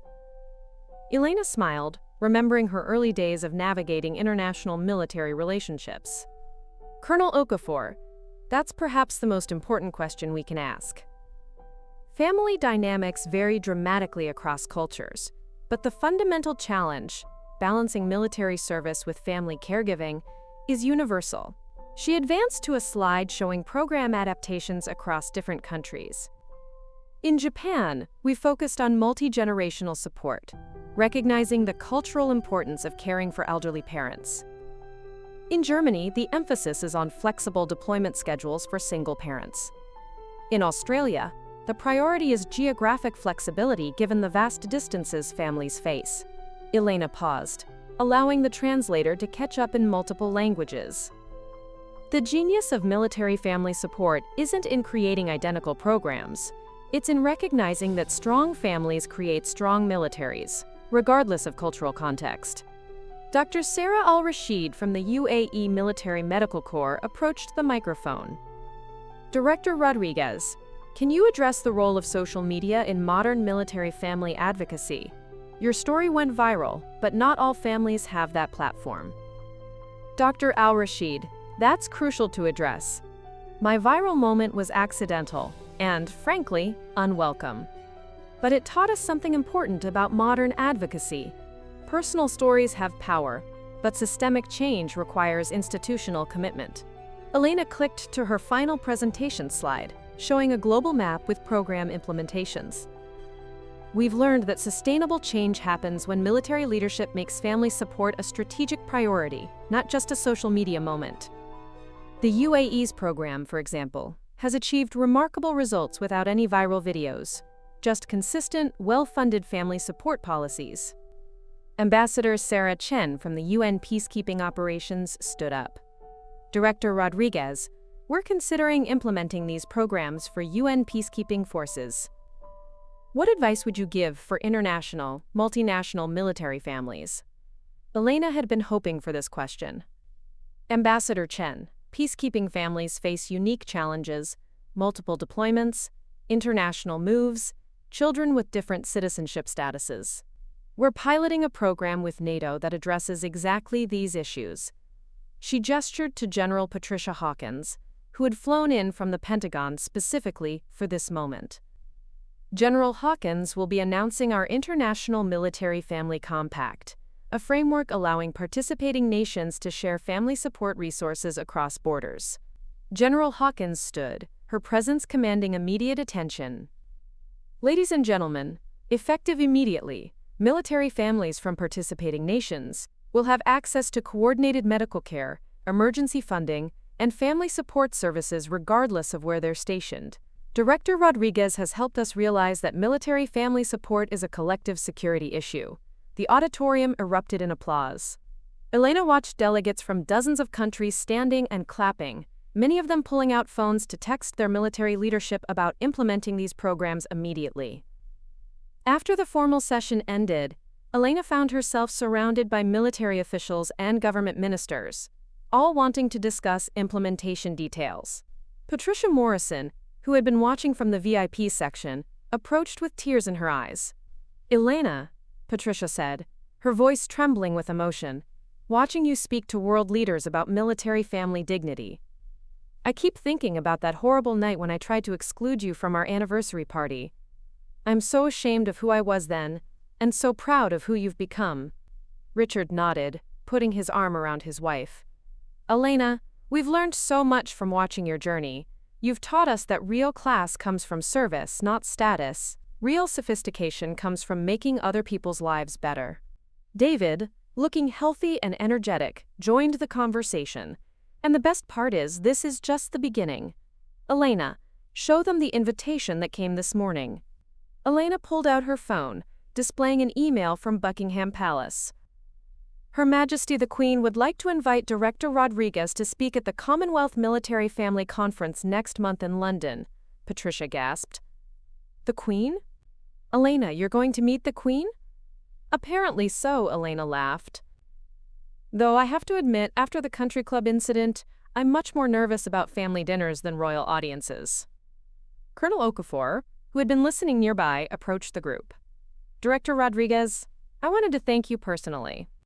Your programs have already helped 12 Nigerian military families avoid the financial devastation that medical crises used to cause. You've given us tools to support our people better."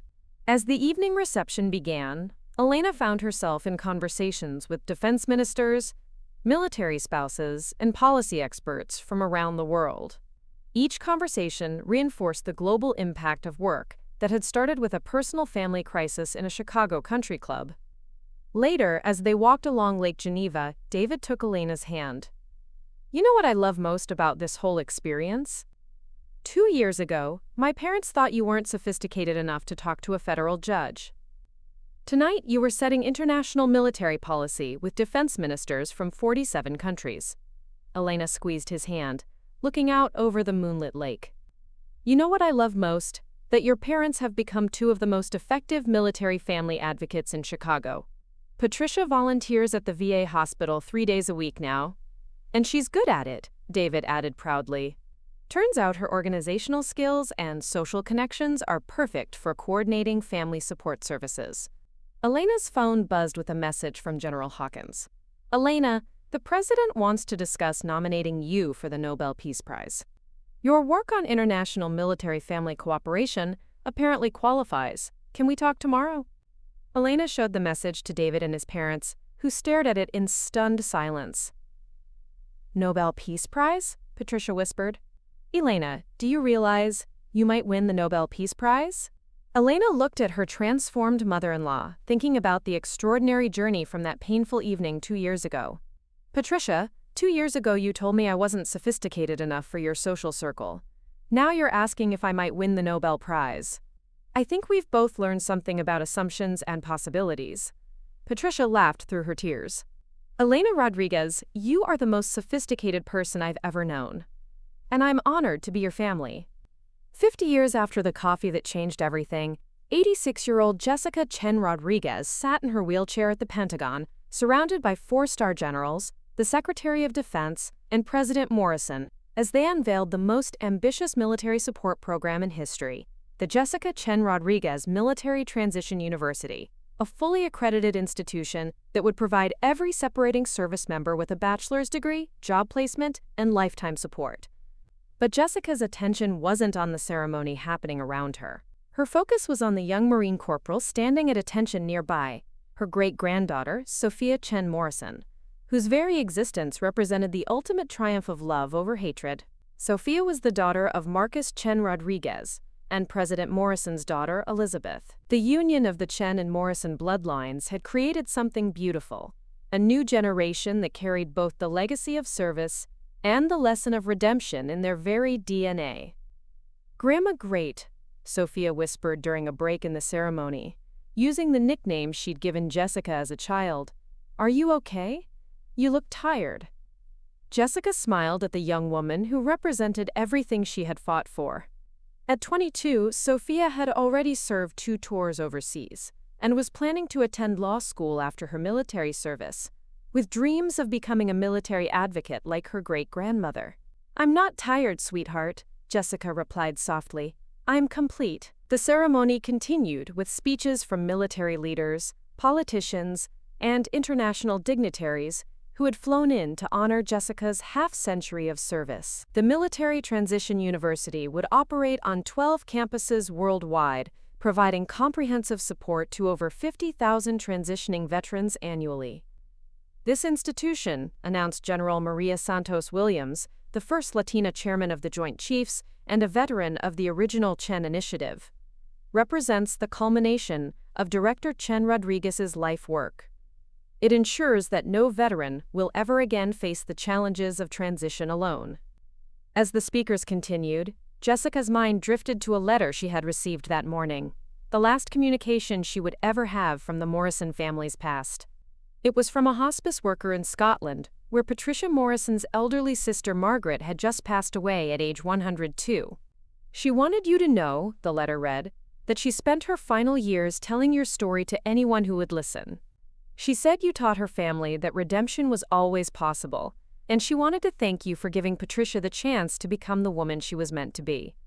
Jessica touched the letter in her pocket, thinking about Margaret, who had witnessed that terrible day in the kitchen, but had lived long enough to see its ultimate transformation into something beautiful.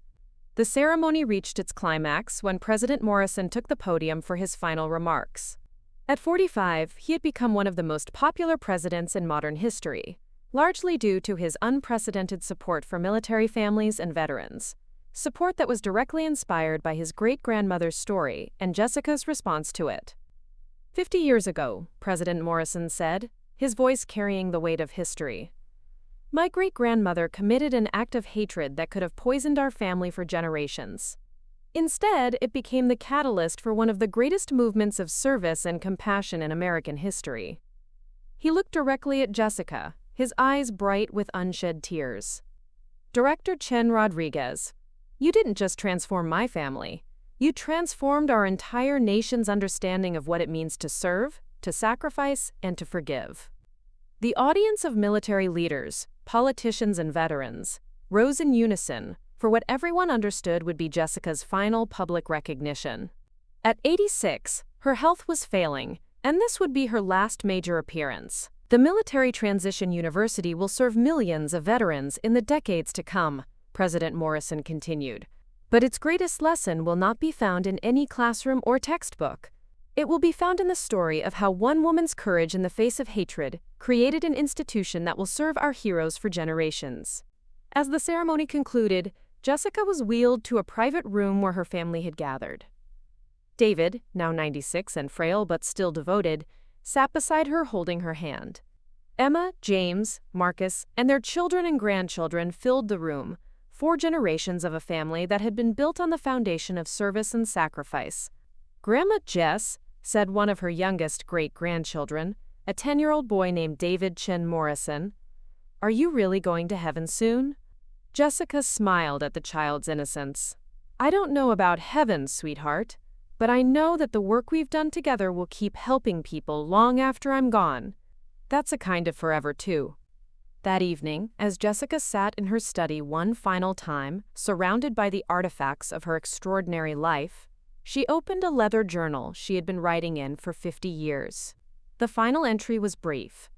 "Today I saw the completion of everything Patricia's cruelty inadvertently set in motion. The Military Transition University will help millions of veterans. The Morrison family now leads our nation in service, and a little girl named Sophia carries both our bloodlines forward with pride. Patricia was right about one thing 50 years ago. I didn't belong in her world of hatred and prejudice. I belonged in something much bigger, a world where service matters, where forgiveness heals, and where one moment of standing up for what's right can change everything. The coffee has long since cooled, the pain has long since healed, the hatred has been transformed into love. Mission accomplished." Jessica closed the journal and looked one last time at the transformed coffee pot on her mantel. No longer a weapon, but a work of art. No longer a symbol of hatred, but a testament to the power of redemption. Outside her window, she could see the lights of Washington, D.C., where tomorrow, thousands of government employees would continue the work she had started. Around the world, Chen Centers would open their doors to veterans seeking help. And in military bases across the globe, young men and women would prepare for service, knowing that when their time came to transition, they would not be forgotten. 50 years ago, she had been a nobody facing a moment of cruelty. Tonight, she was a woman who had transformed that cruelty into a legacy that would outlive her by centuries. Sometimes the most important question isn't whether you win or lose, kaya hanak. Sometimes it's whether you leave the world better than you found it. Kaya hanak. Jessica had her answer. 6 months after the Pentagon ceremony, Jessica Chen-Rodriguez lay peacefully in her bed at Walter Reed Medical Center, surrounded by the soft beeping of monitors and the gentle presence of her family. At 87, her body was finally ready to rest, but her mind remained clear and focused on one final mission, ensuring her story would continue to inspire long after she was gone. The room was filled with flowers from around the world, arrangements from heads of state, veteran organizations, and individuals whose lives had been touched by her work. But the most precious items were simpler: crayon drawings from children at military schools, handwritten letters from veterans she had helped, and a small bouquet of wildflowers from the grounds of Arlington National Cemetery, picked by Sophia during her last visit. "Grandma, great," Sophia whispered, holding Jessica's frail hand. "The documentary crew is here. Are you sure you want to do this?" Jessica nodded weakly. She had agreed to one final interview for a documentary that would preserve her story for future generations. The filmmakers had been following her for 2 years, capturing not just her public appearances but the quiet moments that revealed the depth of her character. "I want young people 50 years from now to understand," Jessica said softly, "that ordinary moments can become extraordinary if you have the courage to stand up for what's right." The interviewer, a young veteran named Captain Rodriguez, no relation, set up her equipment with respectful efficiency. She had been wounded in Syria and credited the Chin Initiative with helping her transition to her current career in journalism. "Director Chen-Rodriguez," Captain Rodriguez began gently, "after everything you've accomplished, how do you want to be remembered?" Jessica was quiet for a long moment, gathering her thoughts. Outside her window, she could see the Potomac River flowing toward the sea, carrying its waters on an eternal journey, just as her story would flow through time. I don't want to be remembered as a hero, Jessica said finally. Heroes do extraordinary things in extraordinary circumstances. I want to be remembered as proof that ordinary people facing ordinary cruelty can choose to create something beautiful. She paused, her breathing labored but her voice clear. Patricia Morrison wasn't evil. She was scared, prejudiced, and small. But even the smallest person can change if they're given the chance. Even the worst moment can become the beginning of something good. David, now 97, and using a wheelchair himself, moved closer to the bed. After 70 years of marriage, he could read Jessica's moods better than anyone. He knew she was approaching something important. "Tell them about the coffee pot," he said softly. Jessica smiled, the same radiant smile that had captured his heart decades ago. "The coffee pot is in our study at home." Patricia's great-granddaughter transformed it from a weapon into a work of art. "I want it donated to the Smithsonian, not as a symbol of hatred, but as proof that anything can be redeemed if someone cares enough to do the work." President Morrison arrived that afternoon for a private visit. The most powerful man in the world sat quietly beside Jessica's bed, holding her hand like the grandson he had become to her. "Mrs. Chen-Rodriguez," he said formally, then smiled. "Grandma Jess, is there anything else you need? Anything at all?" Jessica looked at this man whose great-grandmother had once attacked her, who now led the free world with wisdom and compassion. "Promise me something, Jimmy. Promise me that when people tell this story in the future, they'll remember that your great-grandmother found redemption. That hatred doesn't have to be permanent. That people can change." "I promise," President Morrison said, tears flowing freely down his face. The Patricia Morrison Center for Reconciliation and Understanding will open next year. It will teach conflict resolution and the power of forgiveness. Her story of transformation will be told alongside yours.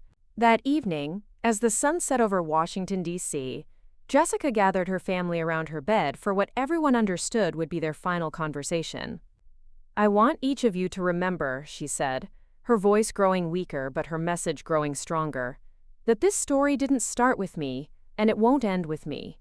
It started with every veteran who came before me and sacrificed for this country. It will continue with every young person who chooses service over selfishness, courage over comfort." She looked at Marcus, who would inherit leadership of the Chen Foundation. "The work isn't finished.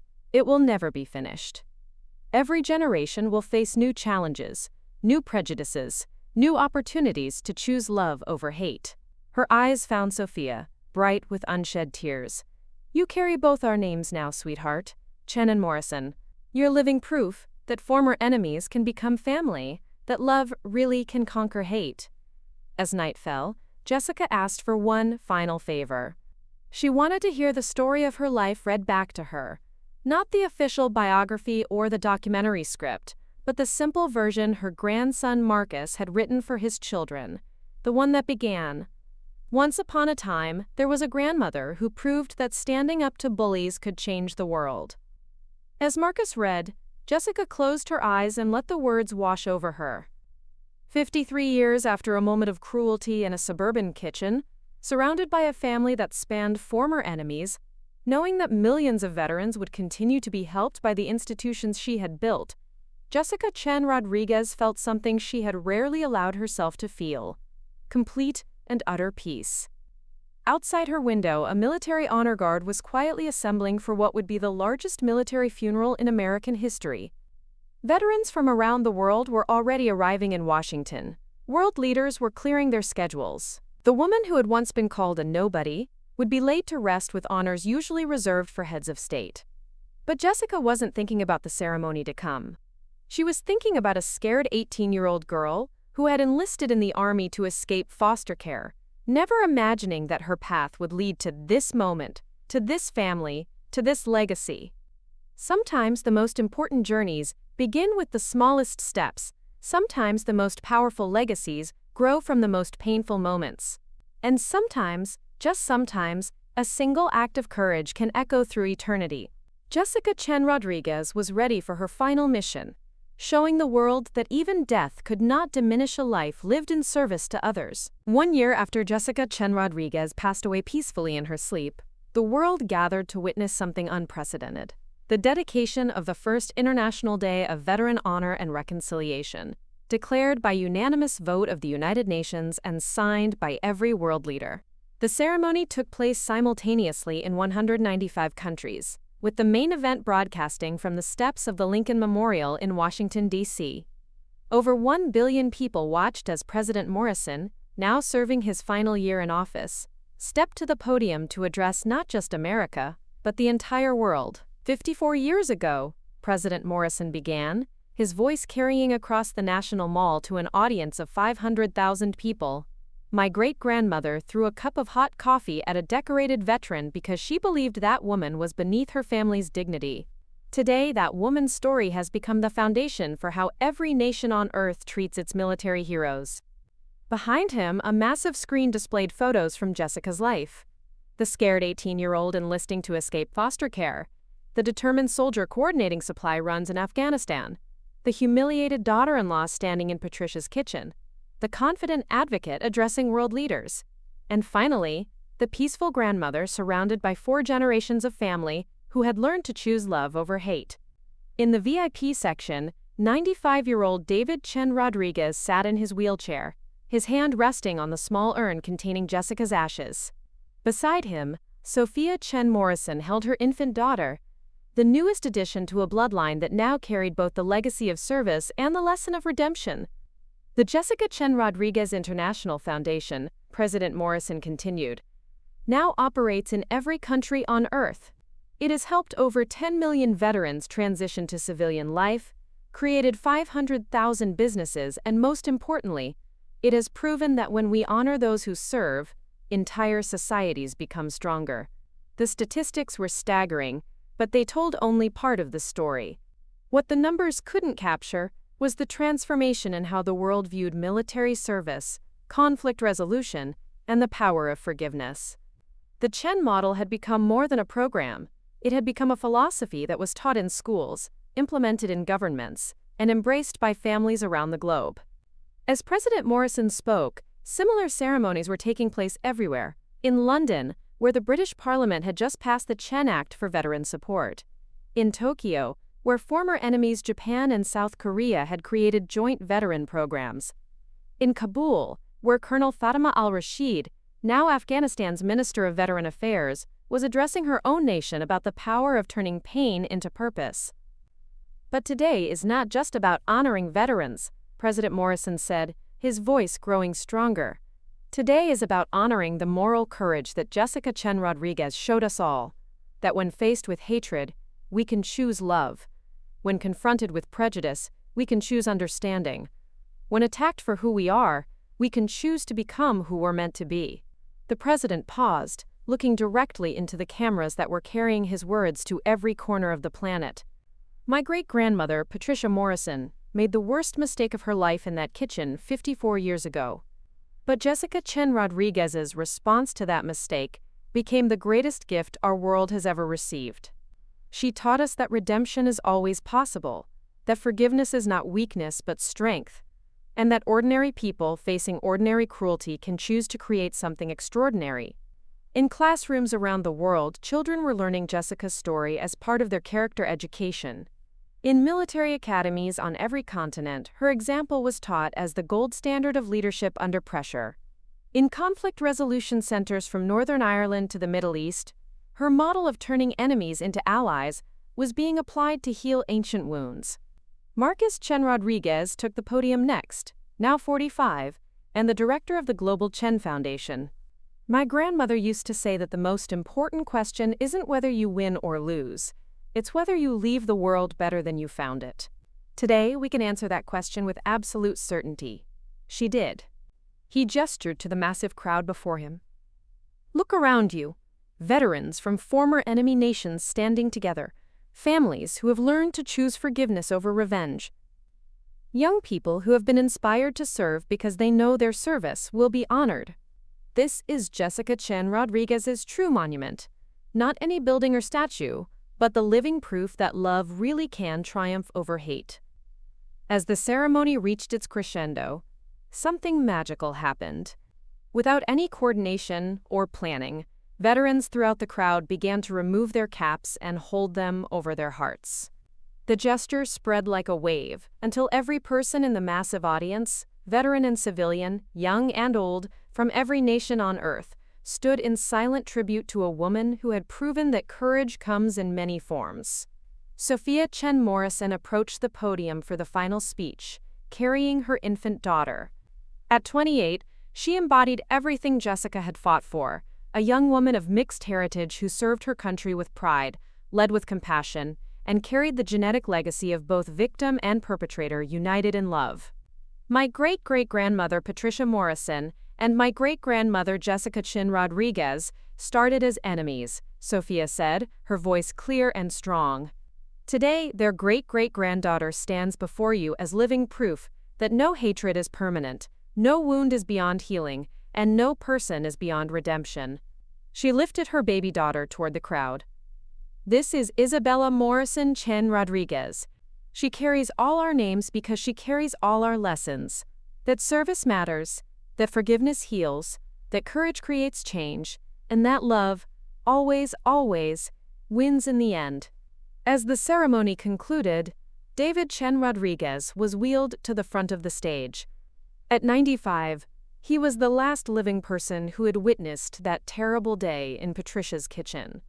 With trembling hands, he opened the urn containing Jessica's ashes and scattered them into the wind that blew across the National Mall. The ashes rose on the breeze, floating over the Lincoln Memorial, the Washington Monument, and the Capitol Dome before disappearing into the vast blue sky. In death, as in life, Jessica Chen-Rodriguez had become part of something bigger than herself, a force for good that would continue to inspire long after her physical presence was gone. That evening, as the world reflected on the day's ceremonies, a young girl in rural Afghanistan wrote in her school journal, "Today I learned about a lady who turned a coffee attack into a worldwide movement. When I grow up, I want to be brave like her and help veterans in my country too." In Norway, a teenage boy named Victor Morrison finished his application to military academy, inspired by the story of his ancestors' redemption and Jessica's example of turning enemies into family. In Atlanta, a mother read Jessica's story to her children before bed, teaching them that standing up to bullies, even scary ones, is always the right choice. And in households around the world, families gathered around dinner tables to discuss the most important lesson of all, that how we respond to hatred defines not just our own character, but the character of future generations. 54 years after Patricia Morrison threw that cup of coffee, the world had learned Jessica Chen-Rodriguez's greatest teaching, that courage is not the absence of fear, but the decision to do what's right despite that fear. That one moment of standing up for yourself can create ripples that never stop expanding. That forgiveness is not about forgetting or excusing, but about refusing to let hatred poison your future. That service to others is the highest calling of all. That redemption is always possible for those willing to do the work. That love, patience, and persistent courage can literally change the world. And that sometimes, just sometimes, the worst thing that ever happens to you becomes the foundation for the greatest good you'll ever do. Patricia Morrison was right about one thing 54 years ago. Jessica Chen-Rodriguez didn't belong in her small world of prejudice and hatred. She belonged in history. She belonged to the world. She belonged to eternity. Sometimes the most ordinary people, facing the most ordinary cruelties, choose to create the most extraordinary change. This is how legends are born. This is how the world transforms. This is how love wins. Up next, you've got 2 more standout stories right on your screen. If this one hit the mark, you won't want to pass these up. Just click and check them out. And don't forget to subscribe and turn on the notification bell so you don't miss any upload from us.